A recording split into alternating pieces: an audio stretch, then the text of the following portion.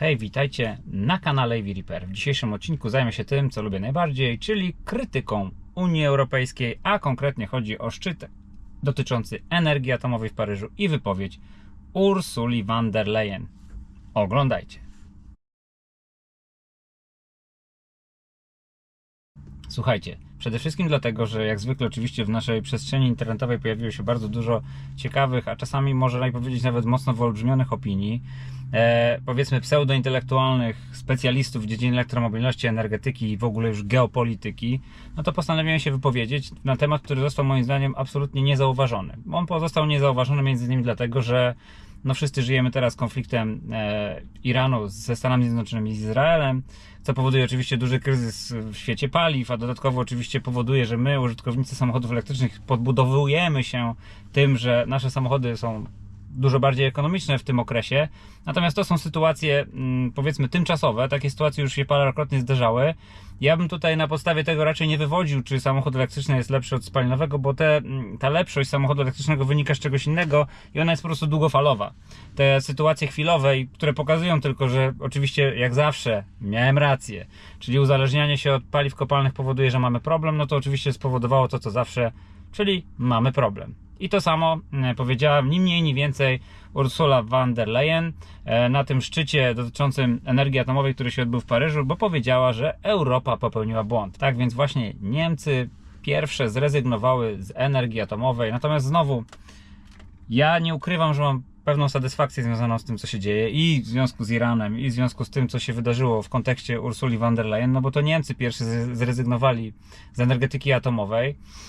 Było to w teorii spowodowane Fukushimą, oczywiście za tym krył się plan wykorzystania rosyjskiego gazu i tanich surowców, który został zaprzepaszczony poprzez to, co Rosja zrobiła i no nie ukrywam, nawet wydaje mi się dosyć sprytne działania takie, powiedzmy, polityczne Polski i krajów naszego regionu w kontekście tego, żeby Europa ograniczyła uzależnienie energetyczne od rosyjskiego gazu i w ogóle od rosyjskich surowców, co akurat, jak widać, okazało się w dłuższej perspektywie rozsądne, ale nie o tym. Przejdźmy do tej energetyki atomowej, no bo moja satysfakcja bierze się z tego, że wielokrotnie, kiedy pisałem o tym rozwoju elektromobilności, w takiej mojej perspektywie, mówiłem o tym, że najlepszym prądem, znaczy najlepszym źródłem do generowania energii buforowej jest albo energia atomowa, czyli właśnie z elektrowni jądrowych, albo ewentualnie zbudowanie dużych storage'y energetycznych, tak? Czyli czy wykorzystanie samochodów elektrycznych jako takiego dużego storage'u, oczywiście to jest taki, jakby to powiedzieć, świat idealny, tak? Czyli samochody elektryczne służą jako storage, jednocześnie jako środek transportu i to jest świat moim zdaniem idealny, który prawdopodobnie nigdy nie nastanie, bo czas takiej transformacji będzie tak długi, mówię o zmianie wszystkich samochodów spalinowych na elektryczne, że prawdopodobnie w tym czasie wydarzy się jakiś następny przełom technologiczny, więc ja bym tutaj raczej aż tak daleko nie wybiegał. Wizje krótkoterminowe ludzi, którzy mają, powiedzmy, takie cele związane bardziej z tym, żeby przemawiać, uzyskiwać swoje cele doraźne poprzez rysowanie dalekiej przyszłości, która się nigdy nie wydarzy, musimy odłożyć na bok, musimy się skupić na tym, co jest realne i pamiętać o tym, że rzeczywistość czasami potrafi zmienić się w sposób diametralny, a wynalazki czy zmiany przychodzą czasami bardzo gwałtownie. I tutaj między innymi to, co się wydarzyło z elektromobilnością, czyli de facto zmiana rynku automotive wydarzyła się w przeciągu 10 lat. Widać też, że ta zmiana bardzo zaskoczyła wielu producentów. Widać, że dopiero teraz ta zmiana dociera do umysłów osób zarządzających dużymi koncernami motoryzacyjnymi. Oni dopiero teraz widzą, ile ponieśli strat, co powinni zrobić inaczej i podejmują jakieś działania, aczkolwiek znowu działania te są robione po europejsku i to też odnosi się do tego, co powiedziała Ursula von der Leyen, bo nagle Ursula von der Leyen powiedziała, że my musimy wracać do energetyki atomowej. Co jest najgorszego właśnie w tym, co Ursula von der Leyen powiedziała? Najgorsze w tym wszystkim jest to, że takie szarpanie strategią, bo strategia to jest taki duży wyznacznik tego, co chcemy osiągnąć. Czyli strategia to jest duży kierunek. Czyli coś robimy, naginamy całą gospodarkę, zmieniamy gigantyczną ilość przepisów, robimy bardzo duże inwestycje w jakimś tam kierunku. Natomiast Europa wygląda na to, że na tego kierunku znaleźć nie może i my ten kierunek dosyć często zmieniamy. I my ten kierunek zmieniamy doraźnie. Czyli to już nie jest strategia, tylko bardziej powiedziałbym może taktyka lub działania nawet wręcz operacyjne, no bo w skali wielkiej gospodarki europejskiej, czy wszystkich naszych tutaj gospodarek, czy takiej skali makro można powiedzieć, tego typu działania nie można w ten sposób ich podejmować. To musi być coś, na co stawiamy, idziemy w tą stronę i próbujemy zmienić świat w tą stronę. Natomiast ciągła zmiana powoduje, że chyba my nie do końca wiemy, co robimy. Więc tak, Ursula von der Leyen powiedziała, że teraz znajdzie się nagle 200 miliardów euro na to, żeby inwestować nawet w prywatne projekty związane z energetyką atomową, że mamy gigantyczną ilość osieroconych specjalistów w tej dziedzinie. Mało tego, Ursula von der Leyen nawet podjęła taką tezę, czy tezę, być może to nie jest teza, tylko fakt, że Europa ma najwięcej specjalistów, około 1 miliona specjalistów w dziedzinie energetyki atomowej, więcej niż Chiny, więcej niż Stany Zjednoczone. No i faktycznie, jeżeli tak jest, to oczywiście mamy potencjał intelektualny do tego, żeby takie projekty ciągnąć. Tylko pytanie, czy jak już żeśmy podjęli to działanie, czyli wygasiliśmy tak dużą ilość elektrowni atomowych, czy jest sens do tego wracać? To jest takie duże pytanie, na które muszą sobie odpowiedzieć i europejskie firmy, między innymi właśnie z naszego segmentu automotive i w ogóle. Czy my tak często jesteśmy w stanie zmieniać cel istnienia naszej firmy na przykład? No bo ja patrzę tutaj, to odnoszę do naszej takiej mikroskali, czy do skali naszego przedsiębiorstwa. No myśmy od samego początku podjęli decyzję, że będziemy obsługiwać tylko samochody elektryczne i tylko w tą stronę idziemy. Sami nawet nie wiecie, ile razy dzwonią do nas ludzie z różnego rodzaju hybrydami. Czasami są to bardzo interesujące projekty. Ludzie dzwonią do nas z rzeczami, których nie robimy, tak, oferując nam pieniądze za wykonanie jakiejś pracy, którą my uważamy na przykład za, no nazwijmy to przynajmniej nielegalną albo znajdującą się w szarej strefie. Odmawiamy, dlatego że mamy pewien cel i my ten cel bezwzględnie realizujemy i czasami oczywiście ponosimy tego konsekwencje. Czasami coś, co można nazwać w dużym uproszczeniu naszą konkurencją, czyli jakieś tam powiedzmy pojedyncze firmy, które w garażach coś robią, są w stanie albo zrobić coś taniej, albo są w stanie zrobić coś więcej, bo my po prostu odmawiamy pewnych usług, uważając to za nielegalne lub przynajmniej moralnie wątpliwe. I idziemy cały czas w swoją stronę. Tak, po prostu dążymy do stworzenia czegoś, co będzie miało jakiś kształt, żeby odzwierciedlało naszą strategię i żebyśmy czuli się z tym swobodnie, żebyśmy po prostu mogli iść w tą stronę i się rozwijać. Jeżeli to się nie uda, to znaczy, że po prostu strategia była zła i nie będziemy jej zmieniać. Po prostu zmienimy firmę. Tak? Czyli otworzymy inną firmę, albo po prostu zajmiemy się czymś innym, bo to było nieskuteczne. W przypadku Europy te wahania strategiczne, one są bardzo duże i one są też spowodowane tym, że niestety wydaje mi się, że w Europie dosyć istotny głos mają partykularyzmy i pewnego rodzaju koalicje. Tak jak w każdym większym organizmie są różne kraje o różnym znaczeniu, czy tam różne organizacje o różnym znaczeniu, które mają pewne przełożenie na te decyzje. No i oczywiście w naszej europejskim koszyku gospodarczym, no to takie znaczenie wciąż mają Niemcy i to Niemcy jakby dyrygują tym. Natomiast jak patrzymy na gospodarkę niemiecką, no to gospodarka niemiecka już parę takich błędów strategicznych przez ostatnie, no chyba tak powiedzmy z 20 lat podjęła, no bo jednym z błędów było chociażby takie bardzo mocne postawienie na elektrownie wiatrowe. Niemcy bardzo chcieli być liderem w tej dziedzinie. Na koniec dnia im to bardzo mocno nie wyszło. Elektrownie wiatrowe nie stały się tak popularne, jakby się mogło wydawać.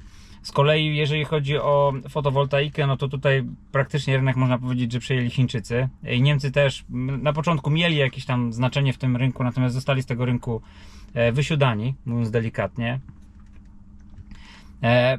Też dodatkowa rzecz, którą Niemcy przespali, no to oczywiście ta wielka transformacja w stronę elektromobilności, czyli to, co się wydarzyło z Teslą i to, co teraz dzieje się z niemieckimi markami z rynku automotive, ale też to, co przez Niemców dzieje się z całą europejską gospodarką, czyli to, że w ogóle europejski rynek automotive cierpi. No i w międzyczasie też ta sytuacja, która wydarzyła się z energetyką atomową, no bo Niemcy oczywiście nie mają też taniej energii. Niemcy, co za tym idzie, największa europejska gospodarka, motor wciąż jeszcze europejskiej gospodarki. Dla przypomnienia, niemiecka gospodarka jest 5-krotnie większa od polskiej, czy prawie 6-krotnie, mając tylko 2-krotnie większy potencjał ludzki, więc to świadczy o tym, że wydajność tej gospodarki, marżowość tej gospodarki jest dużo większa niż nasza, więc musimy o tym pamiętać, musimy znać też nasze miejsce. Mimo iż Polska pięknie się rozwija, wydajność powiedzmy per capita u nas jest dużo mniejsza, a każdy z nas chce zarabiać tyle co Niemcy przecież, prawda? Dlatego z zaniepokojeniem obserwuję takie sytuacje, że ta największa gospodarka, ten motor, a jednocześnie jakby państwo w zasadzie można powiedzieć, no nie jednomyślnie, ale podejmujące albo mające wpływ na największe decyzje w naszym wspólnym europejskim domu, no miota się, czyli nie ma jednoznacznego kierunku, w którą stronę chce zmierzać i przez to też myślę, że w takich peryferyjnych krajach jak Polska my też dostajemy trochę takiego kociokwiku, bo nie wiemy, co się będzie działo. No bo mamy nagłą inwestycję w sprawy militarne, to akurat jest zrozumiałe. Mamy tą nagłą inwestycję i zwrot, jeżeli chodzi o sprawę energetyki atomowej, no bo wreszcie Europejczycy zrozumieli, że nie ma tanich surowców i nawet te awaryjne źródła tanich surowców są zagrożone i że tego jest niewystarczająco, a my swoich surowców nie mamy. Kurczę, żeby nie było. Ja to już mówiłem parę lat temu na filmach, ale to nie jest nic nowego. To jest rzecz, którą wiemy już naprawdę od wielu 10 lat, bo większość surowców żeśmy wypompowali w czasie II wojny światowej. Tak, Rumunia miała kiedyś bardzo dużo złóż ropy naftowej. Nawet w Polsce były złoża i to są nadal gdzie są ropy naftowe, ale to są po prostu kończące się złoża. Tak samo nasz węgiel kamienny. Mamy go wciąż jeszcze, ale naszego węgla kamiennego jest mniej i jest go coraz trudniej wydobywać. Tego surowca po prostu w Europie jest mniej. Myśmy go zużyli bardzo mocno na rewolucję przemysłową. Zużyliśmy go bardzo mocno na 2 wojny światowe, które potrzebowały tych surowców w gigantycznych ilościach. No i teraz jesteśmy po prostu, musimy być innowacyjni, musimy coś temu światu mieć do zaoferowania oprócz przetworzonych surowców, bo tego nie mamy. A tutaj, jeżeli chodzi o kompetencje, no to i Stany Zjednoczone nas wyprzedzają bardzo. Jeżeli chodzi o efektywność na osobę w amerykańskiej gospodarce, to jest tam dużo, dużo lepiej niż w Europie. Chińczycy oczywiście jeszcze takiej wydajności na osobę nie mają, no bo to jest gigantyczny kraj z dużymi problemami, natomiast chińska gospodarka bardzo pięknie się rozwija, a przede wszystkim ma gigantyczny potencjał przemysłowy. No bo nie wszystko mierzy się tylko i wyłącznie ilością wytworzonego produktu, ale też tego, kto ma jakie możliwości. Chińczycy, gdyby się uparli, no to są w stanie produkować pewne rzeczy w nieskończoność, przy okazji mając zabezpieczone niesamowite zaplecze surowcowe, w postaci Rosji, którą mają po prostu pod ręką. My tego nie mamy. My z Rosją prowadzimy teraz, można powiedzieć, konflikt, przynajmniej polityczny. Więc nie możemy Rosji wspierać gospodarczo, no bo byśmy tak naprawdę w tym konflikcie mówili dwugłosem, zupełnie niepotrzebnie. Jeżeli mamy występować przeciwko komuś, to nie możemy od niego niczego kupować, bo to byłoby bez sensu. Więc musimy te zakupy ograniczyć, jeżeli chcemy być tacy zintegrowani w tej Europie. Więc stąd pewnie ten powrót do energetyki atomowej. Oczywiście kierunek jest dobry, tylko po co było gasić te elektrownie wtedy? Po co podejmować takie decyzje? Chyba ciężko powiedzieć, po co Niemcy podjęli wtedy tą decyzję. Myślę, że na pewno Niemcy nie podejmują decyzji tylko i wyłącznie z pobudek etycznych, czy takich związanych na przykład z bezpieczeństwem. Chodzi tutaj o Fukushimę, która się wtedy wydarzyła. Myślę, że to był bardziej pretekst po to, żeby po prostu puścić sobie tego Nord Streama. A teraz, kiedy Nord Stream się odkorkował, mówiąc delikatnie, no to Niemcy zrozumieli, że muszą wrócić do energetyki atomowej, no i wokół tego budują taką otoczkę. Nam to jest akurat na rękę, no bo my szczęście w nieszczęściu dotychczas nie wbudowaliśmy swojej elektrowni atomowej, więc ta pierwsza nam się na pewno przyda, a może parę dodatkowych, jeszcze mniejszych, może nawet prywatnych, z prywatnej inicjatywy i super. Z drugiej strony odnoszę wrażenie, że te projekty, to jest taki jakby zamiennik tego, że zamiast wzięcia się do roboty, to jest chyba dobre słowo. Myślę, że tutaj też Rafał Brzoska fajnie o tym mówił, mówiąc właśnie o tym, że Europa po prostu nie ma w sobie takiej odpowiedniej dynamiki do tego, żeby realizować duże projekty. Ja nie chcę powiedzieć, że Rafał Brzoska jest jakąś osobą super godną do naśladowania, natomiast na pewno jest sprawnym przedsiębiorcą i bardzo dynamiczną osobą. Ja rozumiem, że on oczywiście obsługuje tylko logistykę, to nie są jakieś super wynalazcze rzeczy, ale czasami połączenie 2 prostych rzeczy daje wynalazek, czyli coś nową jakość i w przypadku paczkomatu taka nowa jakość się pojawiła. I tego nam trzeba. Tak naprawdę to jest właśnie innowacja, czyli łączenie prostych rzeczy, tak jak pojawił się Uber, który też nie jest niczym nowym, tylko połączeniem jakichś istniejących funkcjonalności, a firma jest przecież gigantem na tą chwilę i tak dalej, i tak dalej. Tak powstaje innowacja. I myślę, że Polacy w tym nie są najgorsi, natomiast to, co powiedział Rafał Brzoska i to, co reprezentuje sobą teraz Unia Europejska, to jest gorset regulacyjny, czyli wciąż mamy w sobie te impulsy. Szczególnie wydaje mi się, ludzie, którzy mieszkają w Europie Wschodniej, mają w sobie wciąż energię do tego, żeby coś tworzyć. Jesteśmy jednak mimo wszystko trochę młodsi, chociaż z drugiej strony pamiętajcie, średnia wieku w Europie Zachodniej 50 lat, średnia wieku w Europie Wschodniej 40 lat. Więc zostało nam niewiele czasu na to, żeby dokonać jakiegoś przełomu, bo też tak jak wielokrotnie mówiłem, młodsze pokolenia, jest ich mniej, są mniej efektywne. Ja nie chcę tu nikogo urazić, ale to wynika też z tego, jaki mamy rynek pracy. I jeżeli dojdzie do takiej zmiany, że na przykład moje pokolenie zejdzie ze sceny rynku pracy, no to zaczną się kłopoty. Jeżeli nie dokonamy teraz jakiegoś szybkiego przełomu, który spowoduje, że będziemy na tyle innowacyjni, że nie będziemy musieli nakładem pracy tego zmieniać. Bo to, co się wydarzyło na przykład w Polsce, znowu odnosząc się trochę do takich spraw gospodarczych, ta zmiana w Polsce przez te 20 lat, 20 parę lat, między końcówką lat 90. a tym, co mamy teraz, to był wysiłek, gigantyczny wysiłek ludzi, narodu, pewnego pokolenia, może 2 pokoleń, które przeniosły na swoich plecach gigantyczną pracą. Nie, oprócz tego, że oczywiście była innowacja i wynalazczość, to była ponadludzka praca, żeby to zmienić. I teraz tak naprawdę dochodzimy do takiego momentu, kiedy zaczniemy to przejadać. I wtedy zobaczycie, jak będzie się wszystko zmieniało, kiedy będziemy sobie powoli wracać do tych czasów, o których ja akurat wolałbym zapomnieć. No i znowu wracając do Ursuli von der Leyen i tego tematu energetyki atomowej, trochę w odniesieniu teraz do tego, co dzieje się z kolei w motoryzacji. No bo w motoryzacji mamy bardzo podobne działania.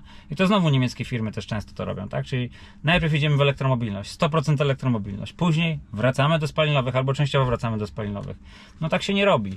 Moim zdaniem to by tylko pogorszy sytuację, bo to jest tak naprawdę próba, to jest odwrót i to jest wysiłek, który poświęcamy na to, żeby pójść w jakąś stronę, a później wrócić tam, gdzie poszliśmy, jest 2 razy większy po prostu. Więc zostawiamy to, co udało nam się osiągnąć w elektromobilności, lub zostawiamy, albo przynajmniej nie rozwijamy, albo powiedzmy odkładamy energię, którą na to żeśmy przeznaczyli i rozwijamy coś, co już nie ma przyszłości. Moim zdaniem samochody spalinowe przyszłości nie mają. To jest tylko i wyłącznie odpowiedź na to, że powiedzmy mamy jakiś rynek, który możemy zagospodarować, w którym jeszcze czujemy się dobrze, ale to jest rynek, który będzie się stawał niszowy. I im bardziej Chińczycy będą napierać, im bardziej Amerykanie będą napierać w tym kierunku, tym bardziej my będziemy w odwrocie. I sami zaczynamy kupować te koraliki, które kiedyś zawoziliśmy do Chin czy do krajów afrykańskich. My kupujemy na AliExpressie, na Temu, kupujemy na Allegro tanie chińskie produkty, które oni produkują za grosze, my do nich dopłacamy jakąś tam marżę i się z tego cieszymy, ale na koniec dnia pamiętajcie, że w ten sposób drenujemy nasze portfele. I drenujemy nasze portfele w ten sposób, drenujemy nasze portfele poprzez zmianę strategii. Czyli każda taka duża zmiana strategii, każde takie 200 miliardów euro wydanych, czy z naszej, czy z niemieckiej kieszeni, to są pieniądze, których już nie odzyskamy. Jeżeli nie osiągniemy sukcesu w tym wyznaczonym kierunku strategicznym, jeżeli to nie zacznie przynosić nam zysku, to będzie tylko coś, co będzie w teorii oddalało problem, ale ten problem kiedyś do nas wróci dużo mocniej. I ja tylko mam głęboką nadzieję, że on nie wróci do nas w takiej formie, jaką ja pamiętam z czasów PRL-u. I niechaj to będzie najlepszą puentą tego, co się dzieje. Mam głęboką nadzieję, że oprócz tego, co Unia Europejska zapowiada i co będzie robiła, znajdzie się wystarczający entuzjazm i chęć do działania w europejskim społeczeństwie, w Was, do tego, żeby coś zmienić. Liczę na zagorzałą dyskusję na dole, a na chwilę obecną dziękuję Wam za oglądanie. Mam nadzieję, że takie filmy też Wam się podobają i zapraszam do subskrypcji, bo Wasze subskrypcje powodują, że chce mi się jeszcze ciężej pracować. Trzymajcie się, cześć.